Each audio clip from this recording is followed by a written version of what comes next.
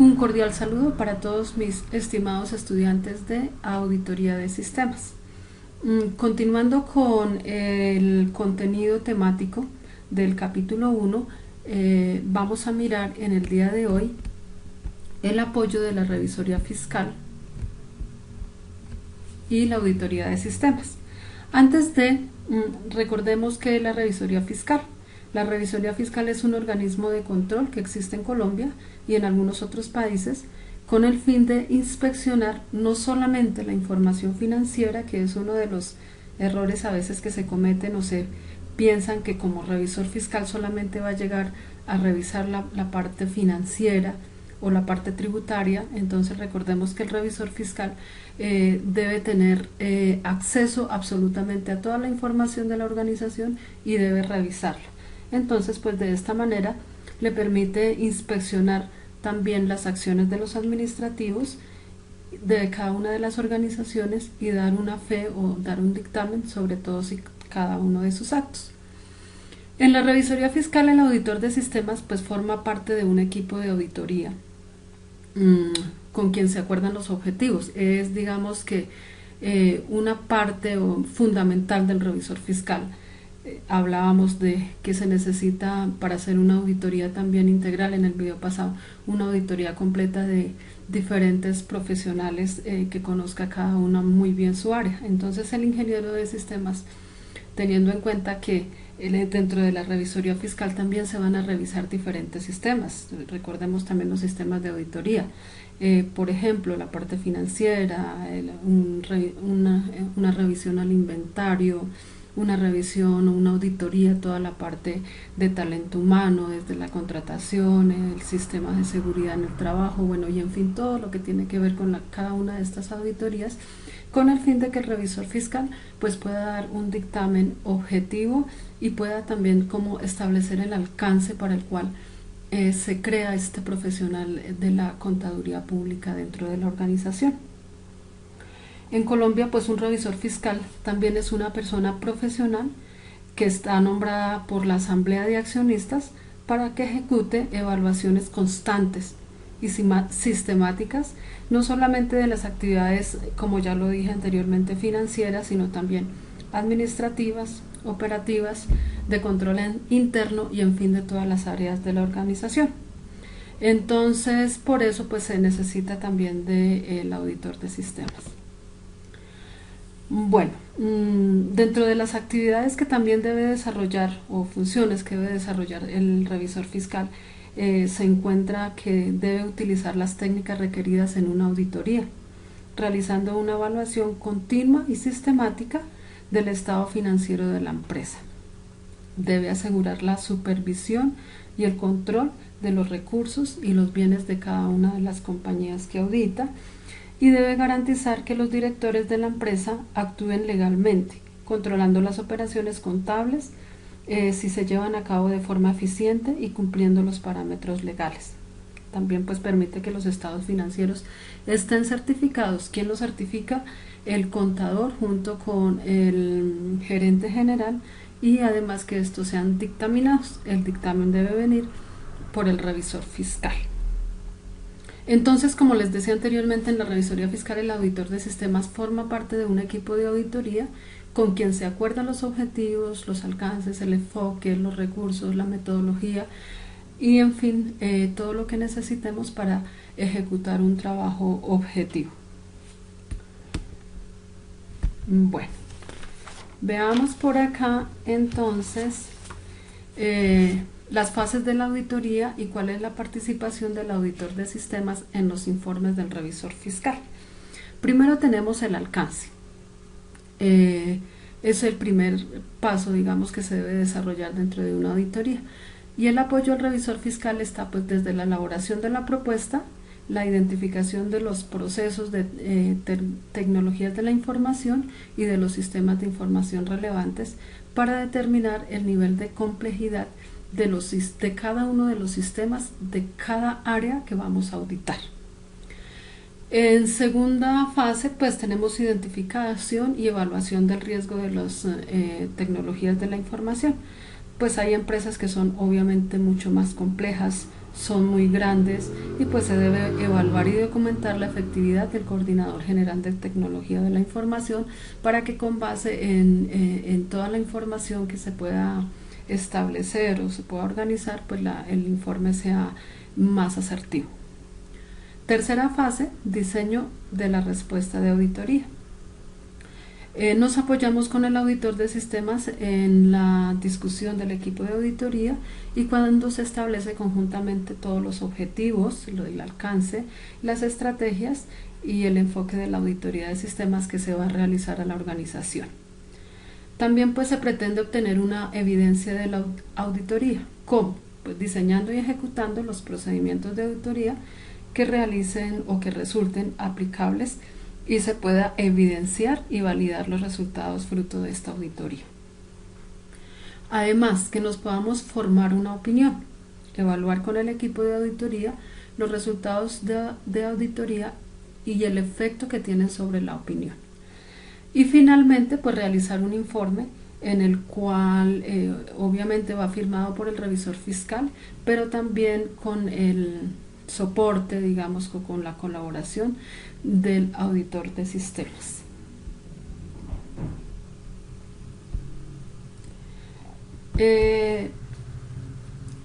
No olvidemos que la auditoría es un proceso sistemático para obtener y evaluar de manera objetiva las evidencias relacionadas con informes sobre actividades económicas y otros acontecimientos relacionados. En sí es como el proceso en el cual consiste en determinar el grado de correspondencia del contenido informativo con las evidencias que le dan origen, así como a determinar si dichos informes se han elaborado y observado teniendo en cuenta los principios establecidos para cada uno de los casos. Los datos y la información generada en las empresas al día de hoy son infinitos, son supremamente grandes. La información que se procesa y se trata dentro de una empresa es incalculable. Lo vemos hoy en día también con todo este proceso del COVID, que la información electrónica, digamos que como que ha surgido y se le ha visto el mayor impacto. Las empresas pues cada vez en mayor medida necesitan más de la tecnología para trabajar, para hacer las ventas, por ejemplo, por internet y bueno, y en fin, llevar todo el registro de estos datos. Esto lo tenemos también con la facturación electrónica, de la cual ya es obligatoria acá en Colombia. Obviamente, pues precisando de complejos software, dependiendo también del tamaño de la organización, y equipos informatizados para desarrollar su actividad de manera óptima y eficiente. Pues esa presencia imperante de esos software y esa tecnología provoca la necesidad de una auditoría de sistemas, porque pues son la que prácticamente nos va a garantizar la información en un muy buen porcentaje para los informes tanto del revisor fiscal como del auditor interno y del auditor externo.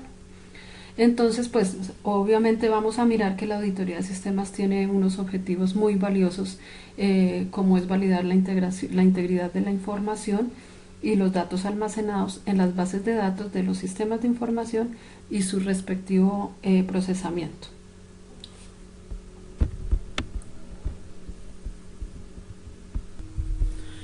En el video anterior definíamos qué era la auditoría externa, cuáles eran sus ventajas y desventajas. Entonces es una auditoría hecha por una persona totalmente ajena a la organización y generalmente la hace una empresa grande o un auditor externo, una persona totalmente ajena a la empresa.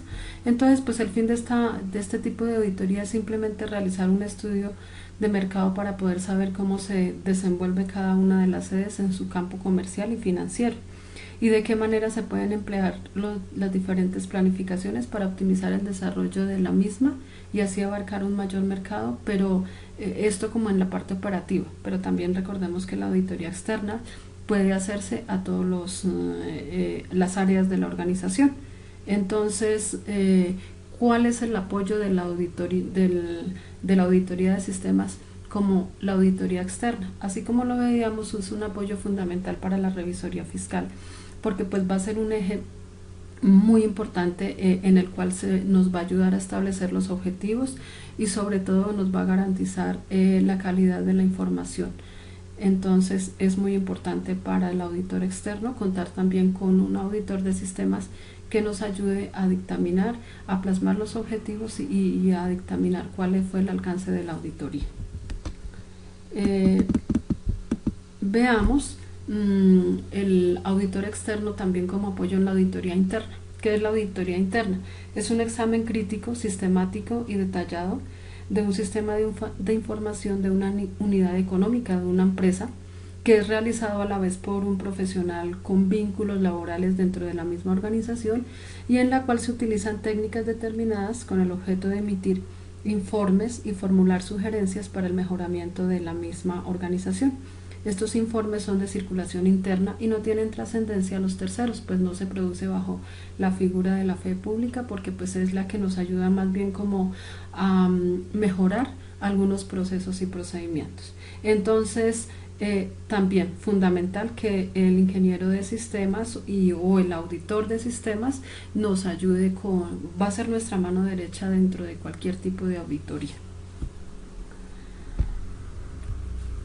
La auditoría interna es un servicio que reporta al más alto nivel de la dirección de la organización y que tiene unas características principalmente en funciones de asesoría, de control, de control interno, control organizacional, pues por tanto no debe tener autoridad de línea sobre ningún funcionario de la empresa, sino que simplemente su función es evaluar y opinar sobre los mismos, para que la alta dirección pues pueda tomar las medidas necesarias, mejorar su funcionamiento y tomar las decisiones a que haya lugar.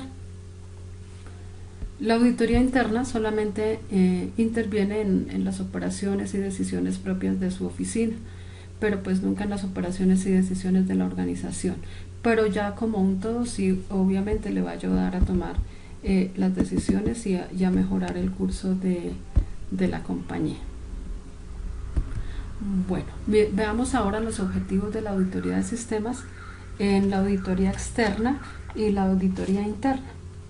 Entonces, pues la presencia de la tecnología cada vez es más importante en el ámbito de la empresa. Se hace necesario, pues obviamente, tener un sistema de control adecuado, hacer un seguimiento, un análisis, una auditoría de sistemas.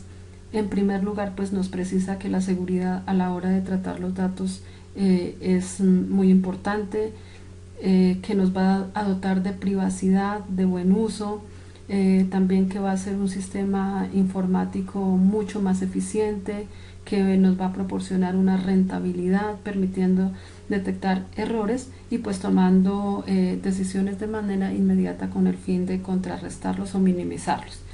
Entonces, pues así podemos decir que algunos objetivos de la auditoría encontramos, entre otros, mejorar la relación costo-beneficio de los sistemas de información, incrementar la satisfacción y seguridad a través de los sistemas de información. Otro puede ser minimizar la existencia de riesgos, garantizar la confidencialidad e integridad a través de sistemas de seguridad y control, optimizar y agilizar la toma de decisiones, educar sobre el control de sistemas de información, puesto que se trata de un sector muy cambiante y relativamente nuevo, por lo que es preciso educar a los usuarios de estos procesos informatizados. También es importante para el uso de la tecnología de la información para ayudar a los gerentes a garantizar un funcionamiento sin problemas y una eficiente toma de decisiones para la organización.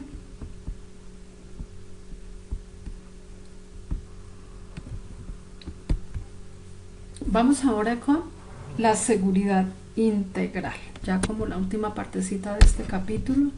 Entonces, bueno, ¿qué es la seguridad integral? Es un conjunto de elementos que forman un plan de seguridad para proteger un espacio determinado con el fin de evitar daños y minimizar amenazas de toda la parte informática. Para prestar un buen servicio de seguridad, pues es necesario identificar los posibles riesgos y amenazas que hay en el lugar y buscar los elementos físicos que se requieran para suministrar una excelente protección. Entonces, hablemos de la seguridad física. Cuando hablamos de seguridad física nos referimos a todos aquellos mecanismos, generalmente de prevención y detección, destinados a proteger físicamente cualquier recurso de los sistemas.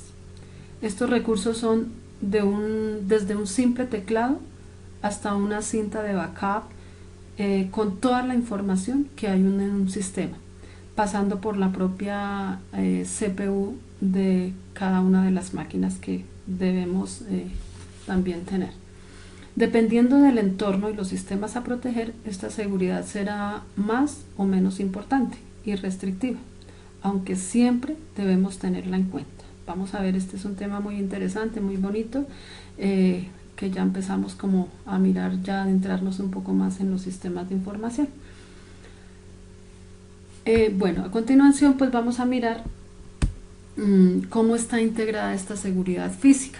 Esta seguridad física entonces vamos a encontrar desde la protección personal, allí vamos a ver todo lo que se necesita con la protección al personal, sobre todo en la parte operativa, aunque no solamente en la operativa, también en la administrativa, pues acá tendremos en cuenta todo lo de personal. En la parte operativa, en lo que tiene que ver con investigaciones, apoyos y procesos. En la parte física, que eso hace parte o hace referencia a todos los bienes e instalaciones de la organización. En la imagen también habrá una seguridad física, siempre hablamos como de la buena imagen, del buen nombre de la organización. En la parte industrial debemos tener en cuenta todo lo que tiene que ver contra incendios, en la parte inclusive laboral y en las catástrofes. Y en la parte de la información, que hoy en día es el activo más valioso de una organización y tiene que ver con todo su sistema de comunicaciones, su sistema documental y la parte de sistemas. Bueno, entonces dentro de la seguridad física lo primero que vamos a encontrar es la protección del hardware. El hardware es frecuentemente el elemento más costoso de todo sistema informático y por lo tanto pues las medidas encaminadas a seguir su integridad son una parte muy importante de la seguridad física de cualquier organización. Los problemas que generalmente nos vemos enfrentados en este tipo de acceso de protección de hardware es el acceso físico, los desastres naturales y las alteraciones del entorno. Dentro del acceso físico, pues si alguien desea atacar un sistema, tiene acceso físico al mismo. Si tiene acceso a todo el acceso físico al mismo, el resultado de las medidas de seguridad implantadas pues se van a convertir en inútiles porque no va a haber una forma de controlar el acceso. O sea que si no hay seguridad, simplemente cualquier medida que se haya implementado no va a tener validez. De hecho, pues muchos ataques son triviales, como por ejemplo los de denegación de servicios. Si se apaga una máquina que proporciona un servicio, es evidente que nadie va a poder utilizarlo. Por ejemplo, el servidor, cuando tenemos un sistema de contabilidad y este está amarrado al servidor, si el servidor está apagado, pues no vamos a tener acceso a él. Otros ataques que simplemente se simplifican, digamos, si no deseamos obtener datos, podemos copiar los ficheros o robar direcciones a los discos que lo contienen. Entonces hay alteración también en la parte física. También podemos encontrar ataques de vulnerabilidad del sistema. Es posible tomar el control total del mismo, por ejemplo, reiniciando con un disco de recuperación que nos permita cambiar las claves de los usuarios y poder fácilmente acceder a esta información. Entonces, obviamente ahí va a haber, no va a haber seguridad en el acceso físico. Con el fin de evitar todo este tipo de problemas, pues debemos implementar mecanismos de prevención, controles de accesos a los recursos, detección de los posibles accesos que haya, hacer la prevención para esas soluciones, y pues se deben tener en cuenta algunas soluciones que nos puedan ayudar a mejorar toda nuestra parte física. Bueno, entonces vamos a mirar cuáles son esos sistemas de control. Primero, ¿qué es un sistema de control?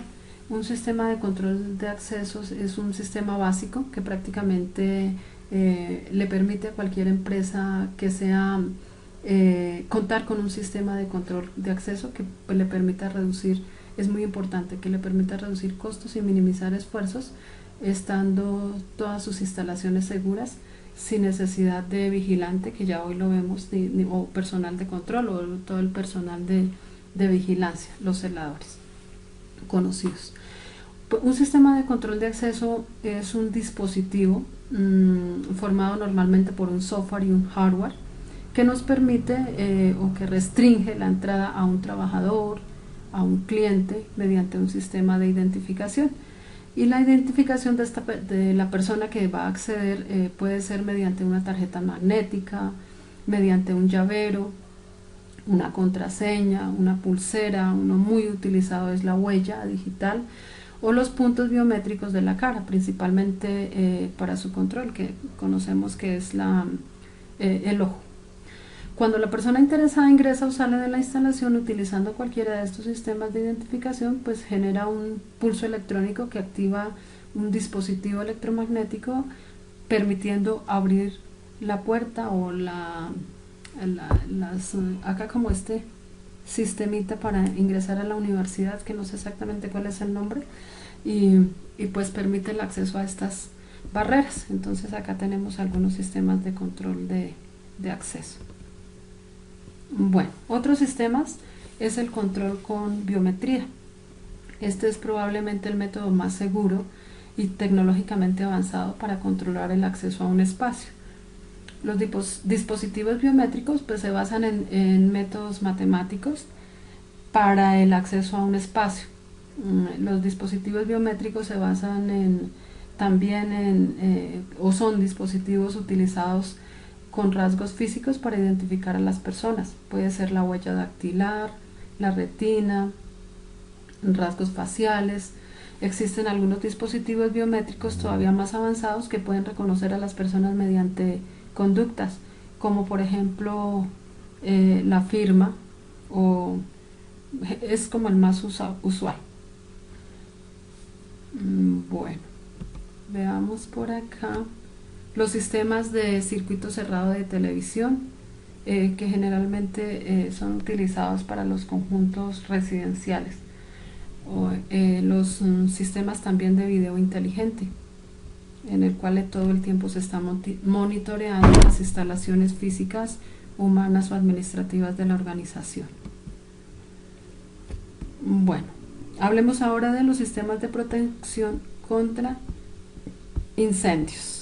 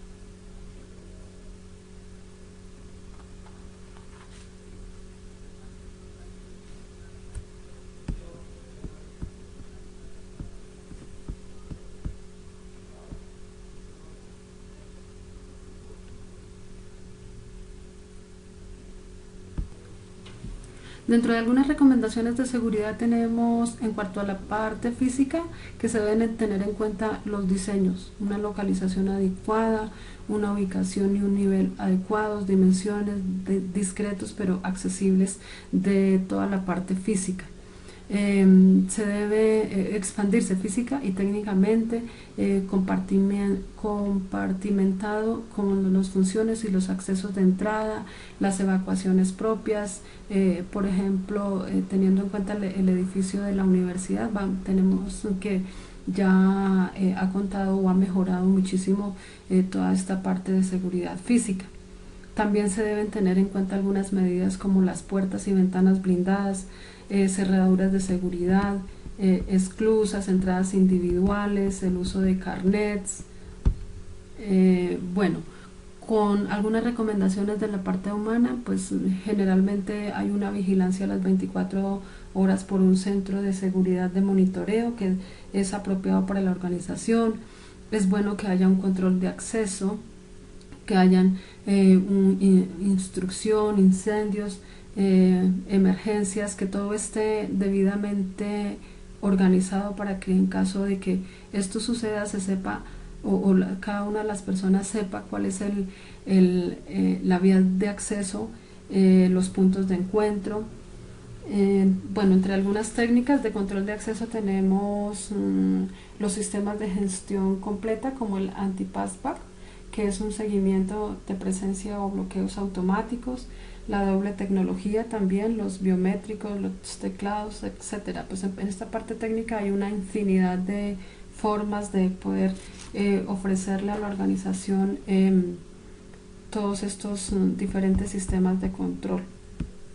En el circuito cerrado de televisión, que haya una grabación completa para poder en dado caso hacer la revisión de cómo se violó los sistemas de seguridad, que haya también un cubrimiento total de ese circuito cerrado de televisión, que pues se pueda verificar el control de acceso de cada una de las personas que ingresan al conjunto, por ejemplo, que haya una combinación con tipos de cámaras, recorridos de seguimiento superpuestos, cambiantes y redundantes. Con respecto a la intrusión, que haya una doble tecnología, puede ser con temperaturas, con movimientos, magnéticos balanceados, antisabotaje, contra incendios. Existe una gran red de detección y extinción de análisis de aire, detectores de calor combinado, cables sensibles a la temperatura. En cuanto a reacción tenemos la sirena, los audibles, los silenciosos. En el equipo de soporte tenemos la energía eléctrica, los aires acondicionados, bombas de agua, ventilación. Bueno, en cuanto a algunos de estos, pues por ejemplo los desastres naturales que más se deben tener en cuenta, tenemos los terremotos y vibraciones, las tormentas eléctricas, las inundaciones y humedad, los incendios y humos, pues ya que los terremotos son el desastre natural menos probable en la mayoría de organismos ubicados en algunas partes del mundo, pero que no se pueden evitar. También tenemos dentro de las alteraciones del entorno, por ejemplo, debemos contemplar problemas que puedan afectar el régimen de funcionamiento habitual de las máquinas, como la alimentación eléctrica, que se vaya la luz, el ruido eléctrico producido por los equipos o los cambios bruscos de temperatura. En cuanto al ruido eléctrico, pues suele ser generado por motores o maquinaria pesada, pero pues también puede ser por otros ordenadores o por una multitud de aparatos. Entonces se debe tener en cuenta todos los mecanismos también de seguridad en cuanto a evitar este tipo de ruido. Otros digamos que pueden afectar los sistemas de seguridad física. Tenemos las temperaturas extremas, mucho calor, mucho frío. Entonces pues se debe tener como un control también para que primero no perjudique a los equipos y tampoco al personal. En cuanto a la protección de datos, no solamente se trata de proteger el hardware, la política de seguridad debe incluir medidas de protección de datos, ya que en realidad la mayoría de ataques tienen como objetivo la obtención de información, los hackers, no a la destrucción del medio físico que los contiene. Entonces es también, digamos que un punto de riesgo muy alto y el cual se debe evitar. Hoy en día pues también se habla mucho de las copias de seguridad, que es evidente y muy necesario establecer una política adecuada de copia de seguridad en cualquier organización. Por ejemplo, vemos que los bancos están guardando la información cada segundo, o sea, ya ni siquiera se hacen backups ni de forma cada hora, cada 2 horas, sino todo el tiempo se está enviando la información a una central de seguridad. Entonces, ya cuando estamos elaborando nuestras auditorías de sistemas, tendremos que tener en cuenta todas estas digamos, como normas que vamos a tener en cuenta o políticas que vamos a tener en cuenta para la protección y manejo de la seguridad física. Soportes no electrónicos, tenemos por ejemplo la protección de la información que son de elementos no electrónicos que se emplean para transmitirla, fundamentalmente como el papel. Pues se ha buscado que como que todo se maneje también de forma digitalizada, y se hace también alguna microfilmación de los archivos como para tener esta información ya en un medio físico, pues teniendo en cuenta que es de muy alto riesgo, por ejemplo en cualquier desastre, un incendio o un terremoto. Entonces lo más seguro es que se va a perder toda la información de la organización, que como les dije anteriormente es muy valiosa.